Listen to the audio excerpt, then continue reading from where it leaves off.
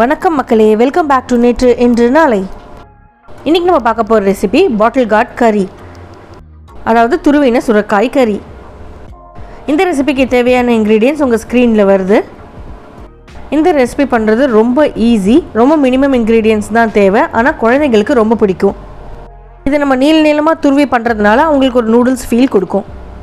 சுரைக்காய் எடுத்து நல்லா வாஷ் பண்ணிவிட்டு தோலை நீக்கிடுங்க. தோலை நீக்கினதுக்கப்புறம் அதை அப்படியே ஒரு விரல் அளவுக்கு கட் பண்ணிவிட்டு பெரிய கிரேட்டரில் நீளமாக துருவி எடுத்திங்கன்னா நூடுல்ஸ் மாதிரி நீளமாக ஷ்ரெட்ஸ் வரும். இந்த மாதிரி எல்லா சுரைக்காயும் துருவி ரெடியாக வச்சுக்கோங்க. ஒரு கடாயில் 3-4 டேபிள் ஸ்பூன் எண்ணெய் சேர்த்துக்கலாம். எண்ணெய் சூடானதுக்கப்புறம் அதில் 1 டீஸ்பூன் கடுகு, 1 டீஸ்பூன் ஜீரகம், 1 டீஸ்பூன் கடலைப்பருப்பு, 1 டீஸ்பூன் உளுத்தம்பருப்பு சேர்த்து பொன்னிறமாக வறுத்துக்கலாம்.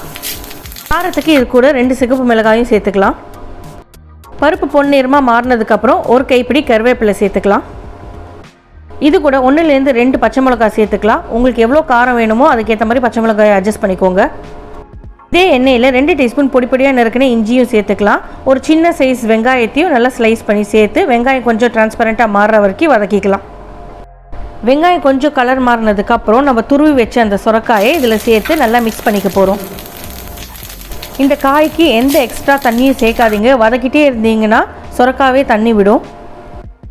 இந்த காய்க்கு தேவையான அளவுக்கு உப்பு சேர்த்துக்கலாம். உப்பு சேர்த்தோடனே நிறைய தண்ணி விட ஆரம்பிச்சிடும்.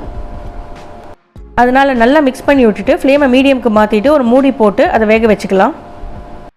நல்லா பிஞ்சு சுரைக்கானா ஒரு 10 நிமிஷத்தில் வெந்துடும். ஆனால் கீழே தண்ணி மட்டும் நிற்கும். அது தண்ணி வத்துற வரைக்கும் நம்ம வேக விட்டுட்டே இருக்கலாம்.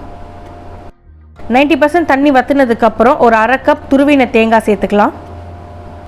தேங்காய் கொஞ்சம் எக்ஸ்ட்ரா தண்ணியை உரியறதுக்கு நம்மளுக்கு ஹெல்ப் பண்ணும். தேங்காய் சேர்த்ததுக்கப்புறம் நல்லா மிக்ஸ் பண்ணி விட்டுட்டு கீழே இருக்கிற தண்ணி சுண்டுற வரைக்கும் நம்ம ஃப்ளேமை லோவில் வச்சு வதக்கிக்கலாம். ஃப்ளேமை ரொம்ப ஹையில் வைக்காதீங்க, அடி பிடிச்சிரும். கடைசியாக தண்ணியெல்லாம் வற்றினதுக்கப்புறம் அடுப்பை ஆஃப் பண்ணிவிட்டு கொத்தமல்லியை தூவி விட்டுடலாம். நம்மளோட சுவையான ஈஸியான சுரைக்காய் காய் ரெடி. இதை நீங்கள் சாதத்து கூட சாப்பிட்லாம். ரொம்ப சிம்பிளாக பண்ணக்கூடிய டேஸ்டி அண்ட் ஹெல்த்தியான டிஷ்ஷை வீட்டில் ட்ரை பண்ணி பார்த்துட்டு எப்படி இருந்ததுன்னு சொல்லுங்கள். நம்ம சேனலுக்கு ஃபர்ஸ்ட் டைம் வரீங்கன்னா லைக் பண்ணுங்கள், ஷேர் பண்ணுங்கள், மறக்காமல் சப்ஸ்கிரைப் பண்ணுங்கள். Happy eating.